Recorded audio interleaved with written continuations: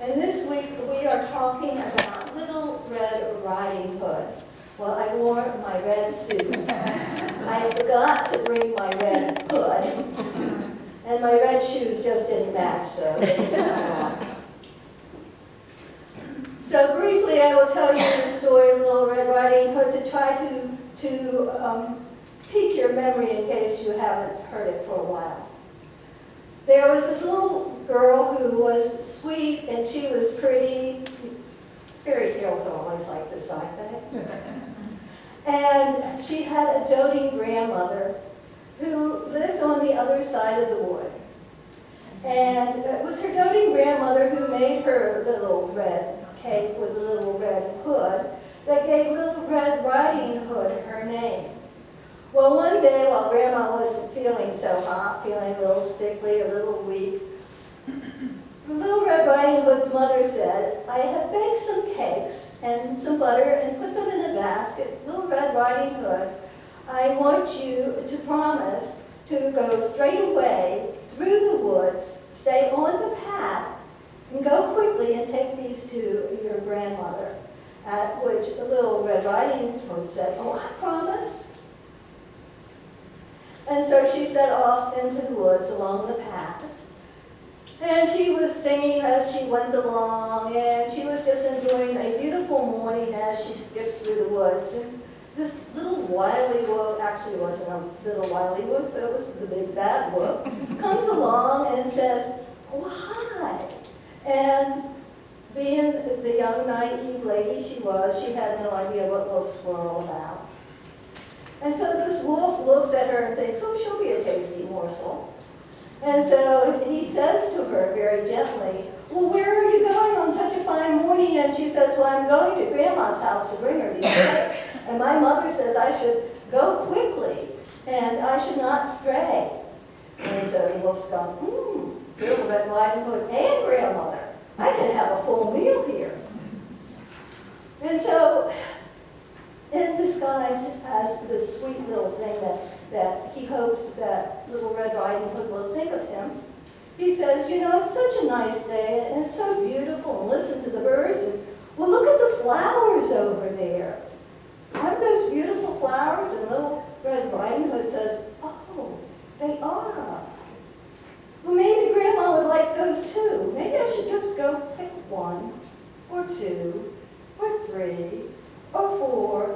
And before she knows it, she is skipping off of the path into the woods, picking wildflowers, one at a time, and each flower looks a little bit better than the next, so she keeps on picking. Meanwhile, the big bad wolf makes his way quickly through the forest to Grandma's cottage. And so he knocks on Grandma's door.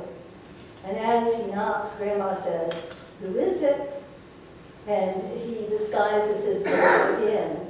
And he says, "Well, it's Little Red Riding Hood, and I'm bringing you these cakes from Mother. And I would like to come in." And Grandmother says, "Oh, I'm weak and I'm sick, so I've left the door open. Just come on in." And that's exactly what the big bad wolf does. And he swallows Grandma up in one bite, puts on Grandma's clothes, climbs into the bed to wait for the dessert. Meanwhile, Little Red Riding Hood realizes that she has strayed far from the path. Time has elapsed, and she needs to get to Grandma's house. So she runs to Grandma's house, finds the door open, runs in, looking for Grandma, runs upstairs, and sees this strange thing in Grandma's bed and says, "Grandma, what big ears you have. Grandma, what big eyes you have.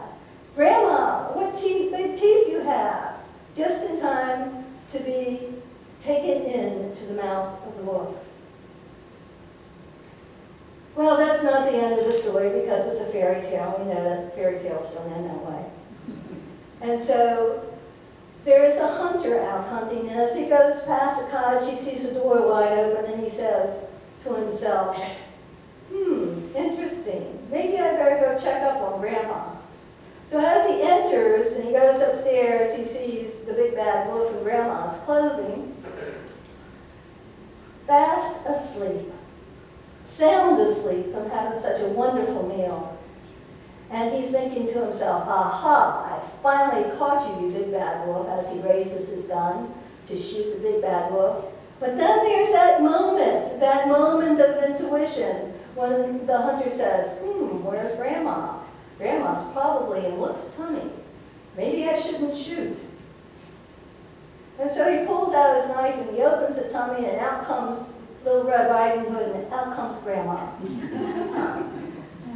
Instead, they come up with a device of sticking stones into the wolf, and so the wolf cannot get up and the wolf dies. They eat the cakes. Little Red Riding Hood learns her lesson. Grandma amazingly becomes healthy on the cakes. And all is well that ends well. Well, what is it about this story that brings us what we need to know?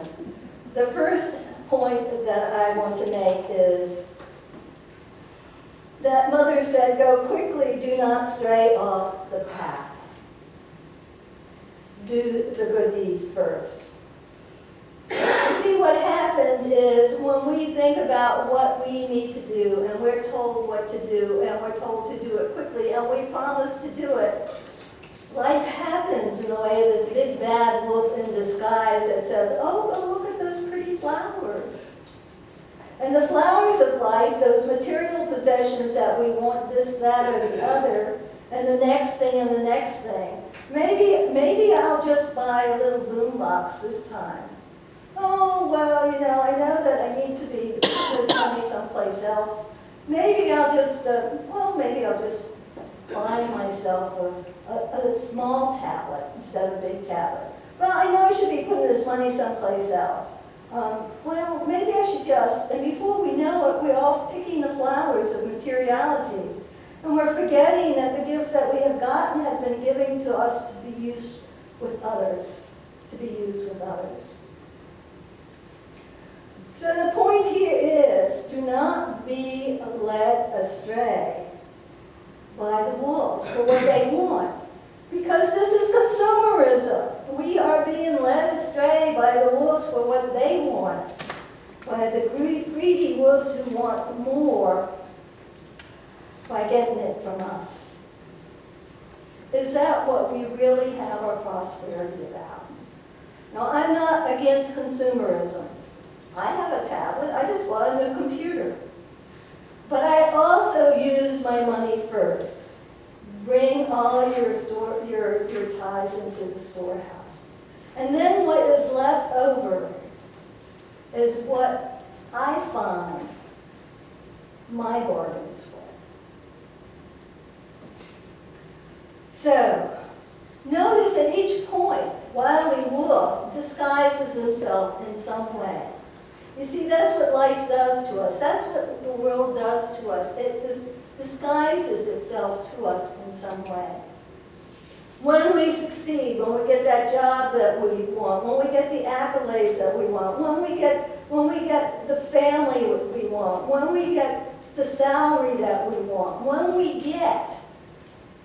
happy?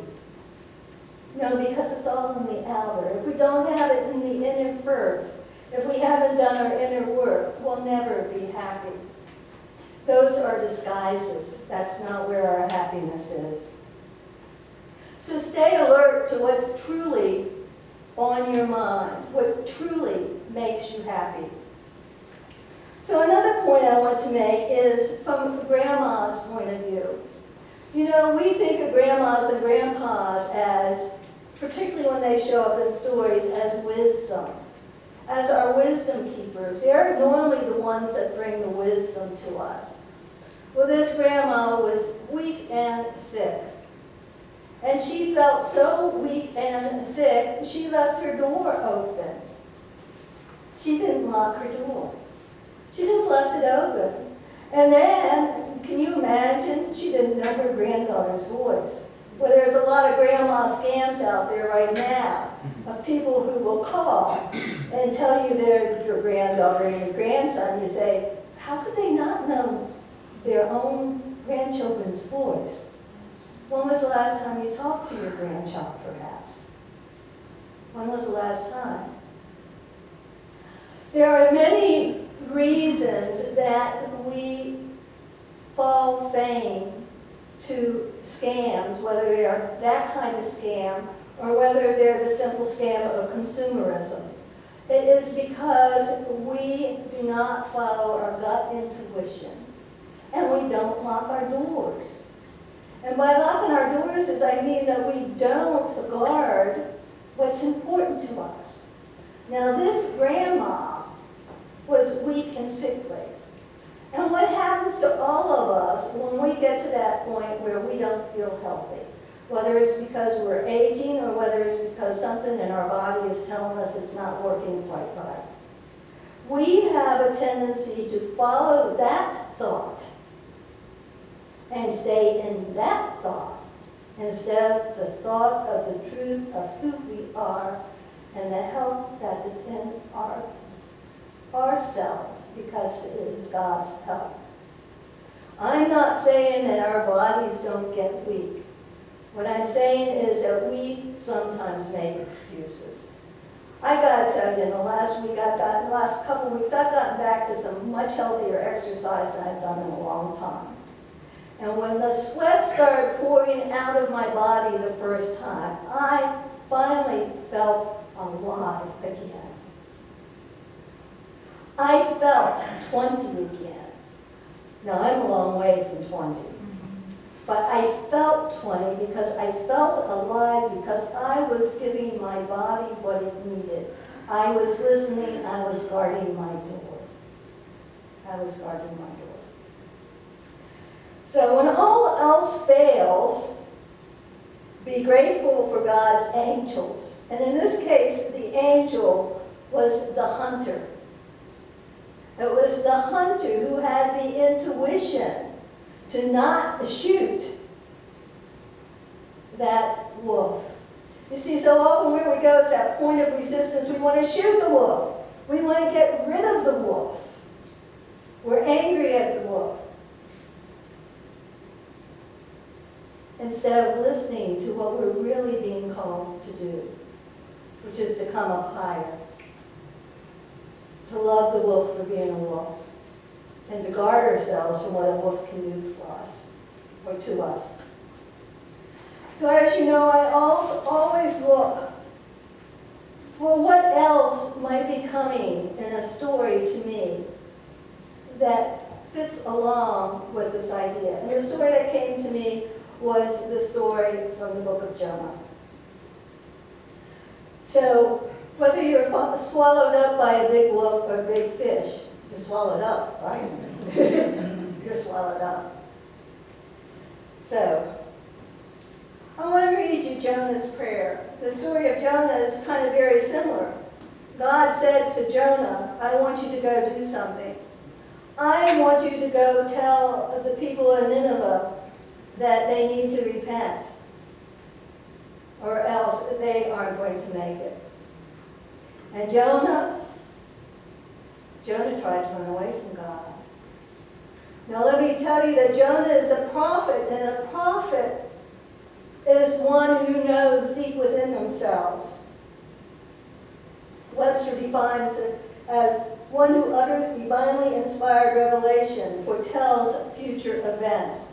Charles Fillmore puts it this way: metaphysically, it's that which in us which discerns the working of the law. Transgressed law brings to it its own punishment. Prophet sees its outworking in life. The prophet in us wants and keeps us from transgressing that law because we discern the result. We discern the result. So Jonah is running away. He does not want to be a prophet to Nineveh. He's been a prophet before to the Israelites. But he knows that Nineveh has used and abused the Israelites. He doesn't like them. And so he runs away. And in running away, he ends up in the belly of the fish. I'll let you read the book of Jonah so you get the whole story. But when he finds himself in the belly of the fish for 3 days and 3 nights, he says this prayer. I called to the Lord out of my distress, and he answered me. Out of the belly of Sheol I cried, and you heard my voice. You cast me into the deep, into the heart of the seas, and the flood surrounded me. All your waves and your billows passed over me. Then I said, I am driven away from your sight. How shall I look again upon your holy temple? The waters closed in over me. The deep surrounded me. Weeds were wrapped around my head at the roots of the mountains. I went down to the land whose bars closed upon me forever. Yet you brought me up my life from the pit, O Lord my God. As my life was ebbing away, I remembered the Lord, and my prayer came to you into your holy temple. Those who worship vain idols forsake their true loyalty. But I, with the voice of thanksgiving, will sacrifice to you what I have vowed to pay. Deliverance belongs to the Lord. Then the Lord spoke to the fish, and it spewed Jonah out upon the dry land. I heard somebody say this week when I was talking about using Jonah and the fish, they said something to the effect of, I heard something about seeing it from the point of the whale, and the whale having indigestion. It's always good to look at something from another point of view. So, at that point, Jonah went to Nineveh. Now, Nineveh was like 3 miles wide. It was a big city. It had 120,000 inhabitants. Notice these numbers, 3, 12, very spiritual numbers. But Jonah walked 1/3 of the way into the city to proclaim what he needed to proclaim.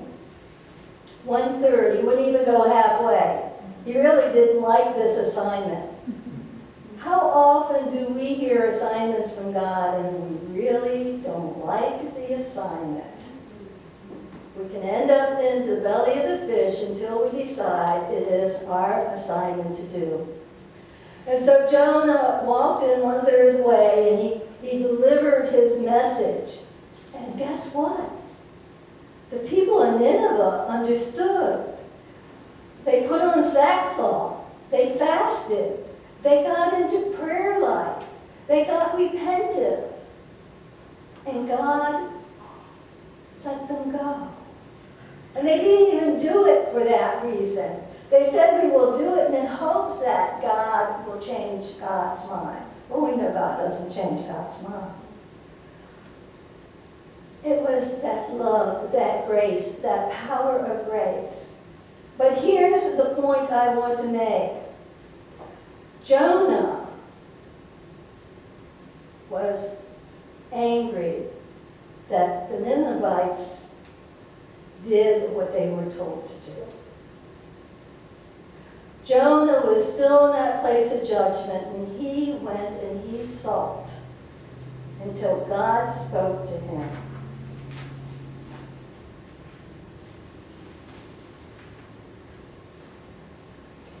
In the book Let There Be Light by Elizabeth Sand Turner, which is an metaphysical interpretation also using Charles Fillmore's words, she says, the condition we think will save us often proves our undoing, running away. We fail, we fall into disastrous states of affairs. God, who is love, always gives us a second chance. The hunter comes along to let us know that we can be saved. The whale gets indigestion and spits us out.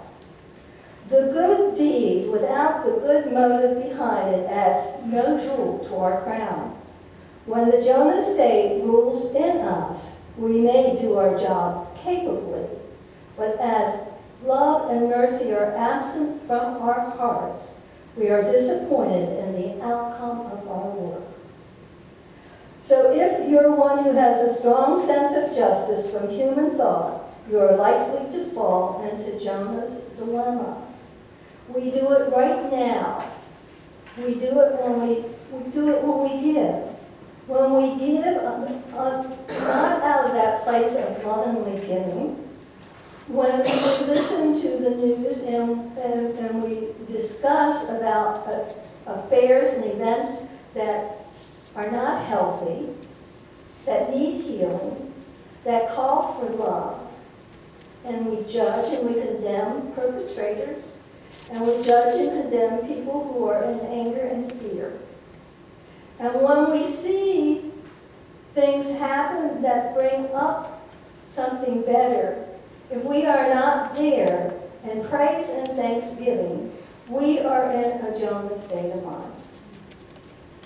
I've been there. You've been there. You can't run away from it.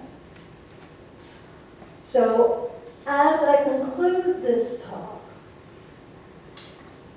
what I have to say is that our talk is really about taking responsibility. We have talked about being in freedom.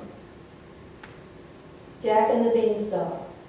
Freedom takes responsibility. We have talked about the resurrecting power of love. Snow White. Being loving takes responsibility. We have talked about the 3 little pigs and growing along our spiritual way. Growing takes responsibility. We have talked about knowing that we are each ministers, that we each have everything we need right inside us, the courage, the love, the power to be off the yellow brick road and coming home. And that takes responsibility. Today I talk about the idea of responsibility. Whatever is on your heart, whatever you are running away from, get with God in prayer and be responsible. God bless you.